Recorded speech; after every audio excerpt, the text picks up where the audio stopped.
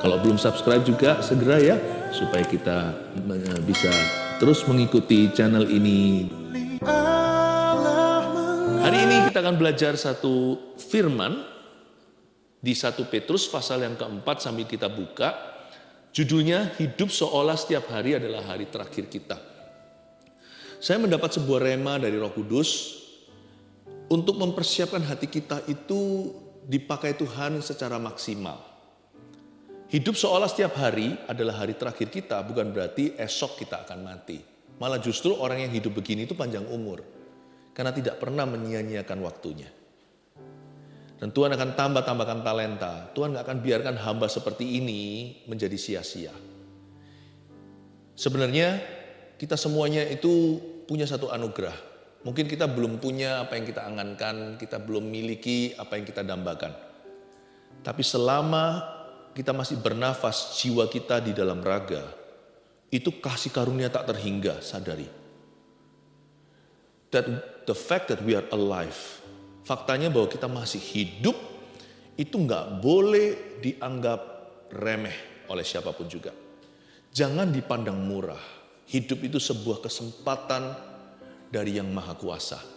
Dan Tuhan kita bukanlah teori belaka, Tuhan kita itu Immanuel, Allah beserta. Dan Tuhan siap kok, siap mengerjakan hari itu bersama dengan Anda dan saya. Kalau kita punya perspektif yang benar akan kehidupan, Yesus akan tunjukkan jalan. Jadi jangan biasa hidup ya. Jangan jadi biasa. Dan jangan juga hidup biasa. Yang penting kita harus memanfaatkan kesempatan yang Tuhan beri. Kita baca dulu ayatnya di 1 Petrus tadi pasal 4 ayat 7 sampai 11. Mudahan segala sesuatu sudah dekat. Karena itu kuasailah dirimu dan jadilah tenang supaya kamu dapat berdoa. Tetapi yang terutama, kasihlah sungguh-sungguh seorang akan yang lain. Sebab kasih menutupi banyak sekali dosa. Berilah tumpangan seorang kan yang lain dengan tidak bersungut-sungut. Layanilah seorang kan yang lain sesuai dengan karunia yang telah diperoleh tiap-tiap orang sebagai pengurus yang baik dari kasih karunia Allah. Jika ada orang yang berbicara, baiklah ia berbicara sebagai orang yang menyampaikan firman Allah. Jika ada orang yang melayani, baiklah ia melakukannya dengan kekuatan yang dianugerahkan Allah. Supaya Allah dimuliakan dalam segala sesuatu karena Yesus Kristus. Ialah yang mempunyai kemuliaan dan kuasa sampai selama-lamanya. Amin. Dimulai dari ayat 7. Karena itu kuasailah ayat 7 sekali lagi. Kesudahan segala sesuatu sudah dekat. Ayat ini bukan hanya bicara tentang kedatangan Tuhan, bahwa kesudahan setiap kita itu sudah dekat, artinya kita semua itu, apapun status kita, apapun cerita hidup kita, setiap manusia itu sangat dekat dengan kesudahan. Kita itu lebih dekat dari kematian daripada yang kita kira. Sadarkah Anda? Hidup kita itu kalau kita bisa pasang stiker di dahi, akan ada tulisan fragile atau pecah belah. Tubuh kita, jiwa kita itu fana. Tapi roh kita itu kekal, yang sudah dilahirkan kembali oleh firman Allah. Kesudahan segala sesuatu sudah dekat. Hiduplah setiap hari seolah hari terakhir. Pastikan bahwa iman kita berbuah. Karena itu, sebelum imannya berbuah, ada saran nih. Karena itu kuasailah dirimu dan jadilah tenang. Supaya apa? Supaya kamu dapat berdoa. Saya sadari setiap hari hal pertama yang harus kita bangun, bahkan setiap pagi, pembukaan hari itu harusnya adalah mezbah doa. Kehidupan doa itu harus dibangun dengan sungguh-sungguh, karena tiap hari sangat mungkin kita bertemu dengan kekekalan. Kita kan nggak pernah tahu, mana ada sih orang yang rencana kalau Allah memanggilnya, kecuali kalau dapat sakit misalnya, sakit yang parah, lalu sudah bisa diprediksi, itu pun kan waktu jamnya kita nggak tahu. Yang pasti sehat atau sakit, semua orang tidak akan pernah menebak kapan hari dia akan bertemu dengan kekekalan. Karena itu jangan bangun sesuatu yang fana, itu nggak akan kita bawa. Tiap hari itu pastikan apapun yang Anda dan saya lakukan, itu ada nilai kekalnya. Dan dari semua yang kita bisa lakukan yang bernilai kekal, ada satu yang so pasti kekal sifatnya, yaitu hidup doa. Banyak orang nggak ngerti ini, dia bangun semua yang sifatnya harta duniawi, atau dia bangun segala sesuatu yang hanya membawa dia sejauh reputasi duniawi. Dia nggak tahu bahwa ujung hidup itu kekekalan. Tapi yang dia bangun malah bukan komunikasi dengan Tuhan. Tuhan harus di tempat pertama. Waktu kita lakukan itu, kayaknya seperti seolah kita itu kehilangan waktu di depan. Tapi belakangnya itu jadi lancar. Mulus nggak tentu. Tapi jalan di belakangnya itu jadi penuh dengan penyertaan. Penuh dengan kebajikan, kemurahan, dan pertolongan Tuhan. Itu beda loh. 24 jamnya sama. Tapi kalau saya sisakan waktu, bukan sisakan, saya berikan dulu waktu 1 jam di depan. 23 jam saya itu beda jalannya. Makanya di sini dikatakan kamu harus menguasai diri, jadi tenang agar supaya bisa berdoa. Itu penting, itu step one. Kalau mau harinya itu maksimal. Kata berdoa di situ kan kita baca Alkitab bahasa Indonesia ini terjemahan bahasa Yunaninya. Ada konotasi kata doa itu bukan just prayer loh ya. Kata doa itu supaya kamu dapat seriously pray. Kata doa di sana adalah serious prayers. Pakai bahasa majemuk kalau bahasa Inggris ya prayers bukan prayer. Ini adalah doa-doa yang serius. Watchful and serious prayers. Itu arti kata berdoa di ayat 7. Doa yang waspada buka mata. Jangan doa nanti kalau udah kepepet keadaan, kalau terpaksa. Jikalau membutuhkan. Doa di sini adalah watchful. Mata terbuka sehingga tidak ada kejutan di depan. Karena Tuhan sudah investasikan sesuatu di dalam. Dan serious prayers berarti doa juga bisa asal-asalan. Kayaknya doa 1 jam, tapi isinya HP-an. Itu juga bisa. Kayaknya doa, tapi muter-muter, ini itu. Doa, tapi pikirannya nggak bisa konsen. Doa, tapi pikirannya melayang ke sana, sini sana. Kayaknya doa, di ruang doa, nampaknya di dalam gereja. Badannya, tapi bukan pikirannya. Ada pula orang yang pas doa tidur. Saya sarankan ranjang lebih enak. Benar. Kalau kita memang berada di ruang doa. Kalau di kulkas dingin sekalian, mending di lemari, jikalau enggak. Serious prayers, doa harus sungguh-sungguh. Jadi kita juga bisa doa ya. Ada orang berkata, aku bisa doa kok sambil saya doaku apa itu bahasanya? Bisa disambil, bisa di apa? Itu ya. Bisa sambil lakukan apa? Ya saya mengerti. Saya nggak berkata doa itu harus fanatik gimana caranya, setiap orang sesuaikan ya. Tapi mau nggak mau, saya percaya ini berlaku untuk setiap kita. Kalau kita niat berdoa, pasti ada niat memberikan satu waktu yang kita memang korbankan hidup-hidup untuk doa. Pasti ada. Di samping itu baru, ya. Setelah itu, pokoknya di samping itu barulah ada doa yang bisa disambil. Saya juga lakukan itu kok, doa sambil kerja di kantor, doa sambil lakukan ini, doa sambil ini, bisa. Yang maksudnya doa serious prayers di sini, bukan doa yang disambi. Ini doa yang dikhususkan, consecrated, set apart, dipisahkan, dinasarkan untuk Tuhan. Doa itu waktu itu seperti nasir untuk Tuhan. Itu maksudnya supaya kamu dapat berdoa. Ini, bukan yang disambi. Hiduplah setiap hari dengan komitmen ini. Sorry, karena kita tidak tahu kapan, hari mana kita akan mati. Salah satu misteri adalah gini, saya nggak ngomong ini pesimis ya. Kayaknya kalau kita jalankan talenta, nggak mungkin lah Tuhan itu izinkan kita prematur. Tuhan yang tahu kapan, tapi Tuhan pasti penuhkan rencananya dalam diri kita. Jadi jangan takut mati. Tapi sungguhan, saya pikirkan, kira-kira nanti ya, kita itu kalau dipanggil angkanya, kalau Tuhan nggak datang, dalam waktu masa hidup kita sekarang, kalau Tuhan datangnya masih nanti, tapi kita yang duluan terpanggil, harimu hari apa ya? Senin? Selasa? Rabu? Kamis? Jumat? Sabtu, Minggu? Nggak jauh. 1 dari 7 hari ini, salah satu hari itu, angka kita dipanggil. Nomor kita dipanggil. Saya nggak tahu. Saya nggak tahu nanti hariku apa. Makanya saya hargai Tiap hari adalah harinya Tuhan. Hari ini harinya Tuhan. Hari Senin, hari Selasa, hari Rabu, hari Kamis harinya Tuhan. Hari Jumat harinya, hari Sabtu, hari Minggu harinya Tuhan. Karena saya nggak tahu kapan hari minggu depannya nggak diulang tuh hari dalam hidup saya. I need to pray every day. Every hour. Setiap jam ku perlukan seperti lagu himnal itu. Jadi firman ini menghibur hati, sejuk di dada, bukan untuk menakuti. Firman ini perlu didengarkan, bukan orang ingin mendengarkan ini. Saya tidak menyampaikan apa yang telinga ingin dengar, tapi apa yang perlu didengarkan. Saya rasa keluarga Anda pun mungkin gak akan tega ngomong begini. Tapi izinkan saya mengatakan bahwa kekekalan pintunya lebih dekat dari yang kita kira. Ayat 8, oh haleluya.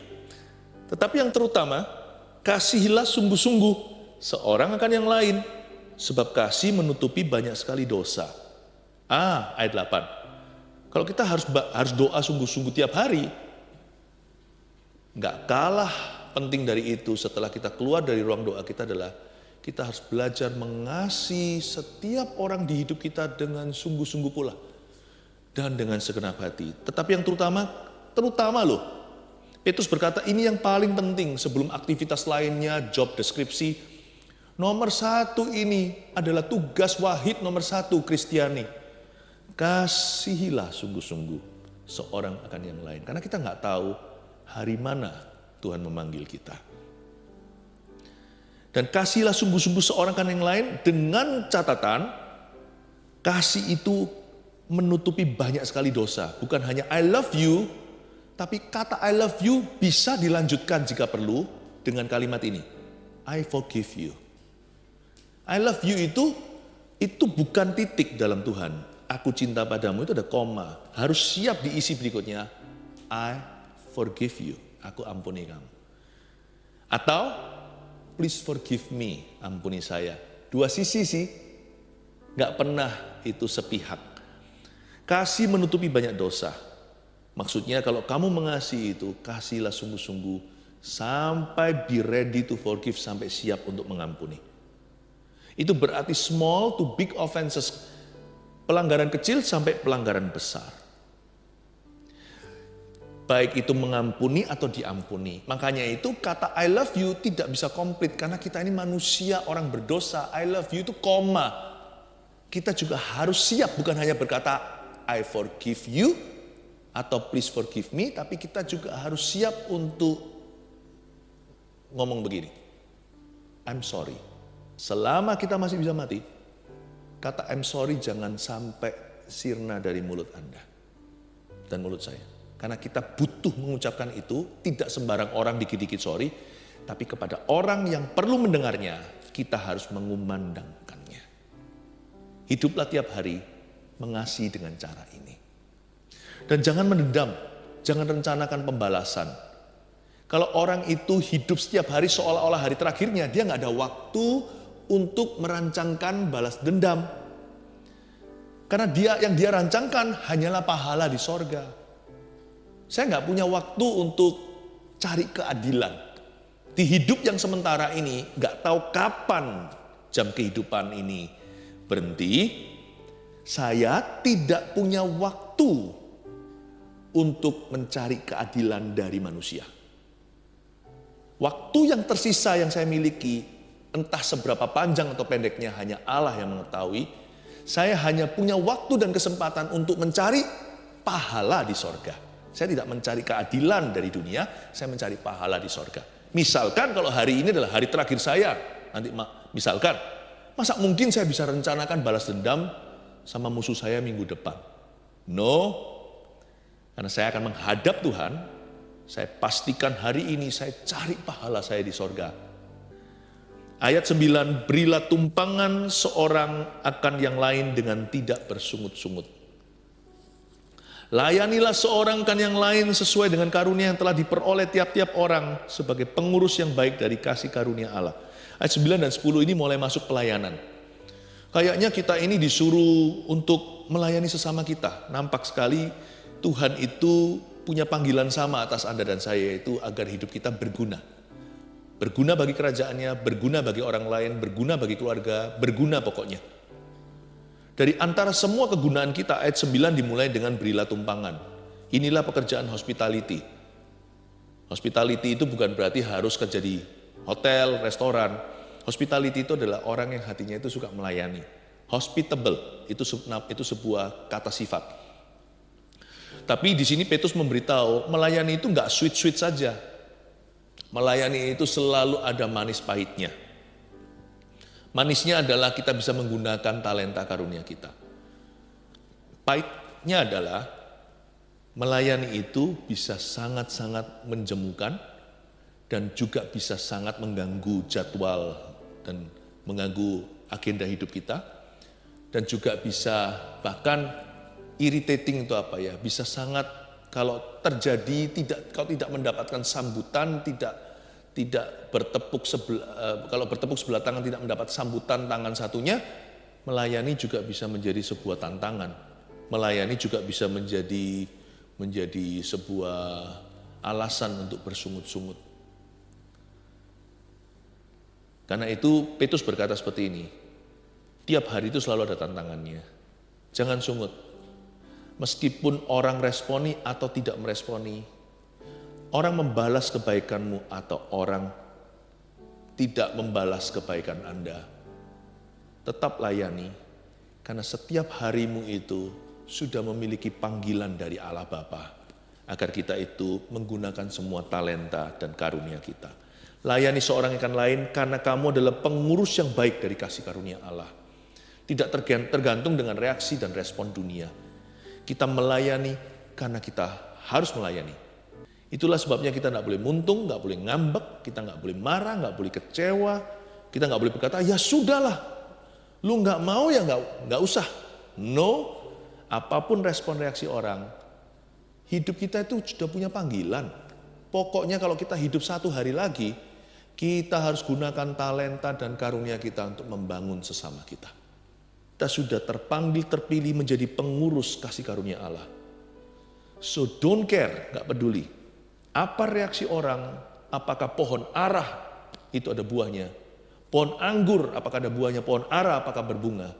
Bagianku adalah Tuhan. Dan Tuhan sudah menyediakan bagian saya. Kasih karuniaku itulah tanggung jawabku pada sorga. Aku harus memberikan semua yang terbaik untuk Tuhan. Jika ada orang yang berbicara, ayat 11, baiklah ia berbicara sebagai orang yang menyampaikan firman Allah. Kalau Tuhan kasih aku mulut, mulutku adalah untuk membangun sesamaku. Kalau Tuhan kasih aku jari, zaman sekarang ini ya, bicara itu nggak tentu hanya dengan mulut loh. Zaman sosial media, bicara itu juga dengan jari. Pastikan bukan hanya kalimat kita, tapi pernyataan-pernyataan kita itu menyenangkan Tuhan.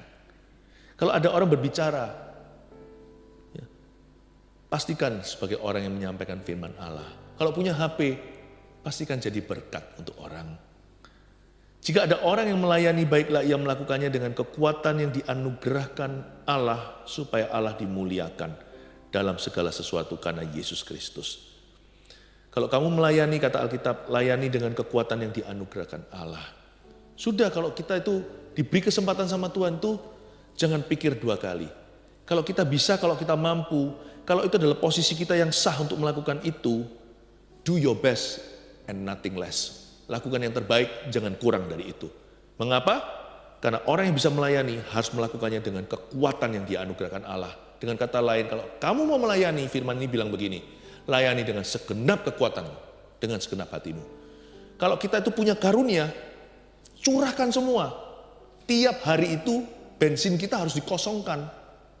Banyak orang itu bejananya masih penuh. Pada waktu malam sebelum tidur, dia sebagai hamba yang jahat menyembunyikan talenta di bawah tanah. Apapun alasannya, takut atau ragu dan bimbang. Tapi di mata Tuhan, dia adalah hamba yang jahat, tidak bertanggung jawab atas kasih karunia-Nya. Setiap hari kita harus punya pikiran gini, apapun talenta dan karuniaku, harus keluar semua hari ini. Sepanjang selama Tuhan membuka kesempatan, aku harus mencurahkan semua. Bukan hanya karunia yang sifatnya spiritual, tapi talenta-talenta yang sifatnya alamiah. Pokoknya kalau Tuhan buka pintu, kasih saya kesempatan, saya harus curahkan semua. Saya punya goal tiap hari, atau tiap malam waktu saya tidur, saya punya goal. Hari ini, apakah semua talenta karunia yang Tuhan berikan dalam hidup saya, sewaktu kesempatan diberikan, apakah sudah saya curahkan semuanya? Saya tiap pagi duduk di kaki Yesus. Tiap pagi mencari wajah Tuhan itu sebagai bencana hampa lagi. Saya diisi itu fresh tiap pagi. Kita isi bensin berapa lama sekali, mungkin berapa hari sekali, atau bahkan 1 minggu kalau nggak keluar kota atau pergi jauh. Tapi kalau bejana kita, bensin rohani kita harus diisi tiap pagi itu kosong lagi. Dipenuhi dari awal. Karena itu setiap hari jangan hemat. Kalau Anda menyembah, sembah Tuhan. Kalau Anda melayani orang, layani. Kalau tolong orang sungguh-sungguh. Kalau kerja beneran. Dan ini berlaku untuk kita dalam dunia kerja, di rumah, di gereja. Kalau melayani itu jangan tanggung, jangan hemat. Jangan ilmunya ditahan. Kalau kita bisa ajari orang untuk jadi lebih baik daripada kita, ajari. Kalau mau nolong orang jangan tanggung. Kalau mau ngajarin orang juga jangan tanggung. Kalau mau belajar juga jangan tanggung. Apapun karunia dan talentamu hari ini, kalau Tuhan buka pintu, curahkan semua. Kosongi bejanamu. Besok pagi minta yang baru sama Tuhan, minta diisi lagi oleh Roh Kudus. Itu maksudnya dengan segenap kekuatan dalam segala sesuatu karena Yesus Kristus, sebab Dialah yang punya kemuliaan dan kuasa sampai selama-lamanya. Amin. Ada 3 rangkuman hari ini, 3 poin seperti biasa saya beri. Hidup seolah setiap hari adalah hari terakhir kita. Ini 3 peran kita. 1, tuliskan, setiap hari berdoa dengan sungguh-sungguh. Serious prayers. Oke? Setiap hari berdoa dengan sungguh-sungguh. 2, setiap hari mengasihi dengan segenap hati. Oke? 3, setiap hari memakai semua talenta dan karunia. By the way, yang nomor 3, nggak bisa semua talenta karunia dipakai setiap hari, tergantung kesempatan yang diberi kan. Tergantung kesempatan. Kalau saya bisa memberi nasihat sama orang, tapi orangnya nggak mau dinasihati, ya sudah. Kan bukan saya yang sembunyikan talenta, tapi talenta itu nggak kepake karena saya tawarkan nggak bisa. Tapi kalau sampai dibuka, jangan Anda dan saya jadi pecundang lalu kita berkata malu jangan. Kita tahu kebenaran orang itu salah, misalkan kita punya kuncinya, kita tahu rahasianya, orang itu masih mencari. Demi malu, karena sungkan lah, gimana lah, takut inilah, takut nanti ditolak orang lah, nanti dianggap fanatik lah, atau apalah alasannya. Atau takut nanti akhirnya merusak hubungan lah kalau saya menegur dia, memberikan masukan. Nggak boleh dong. Kalau Tuhan sudah buka pintu, kita nggak pakai talenta kita, itu berarti kita sembunyikan di bawah tanah. Saya jadi orang sama Tuhan itu begini. Pokoknya hari ini Tuhan, take it all. Take it all. Saya curahkan semuanya. Kalau saya curahkan air gitu, dari bejana saya akan curahkan semuanya. Itulah sebabnya saya tidak akan kekurangan apa-apa. Tiap pagi saya diisi. Jangan isi bensinnya sama Yesus, sama Tuhan itu setiap minggu ya, atau setiap bulan. Tiap hari kosongkan, Tuhan akan isi baru. Haleluya.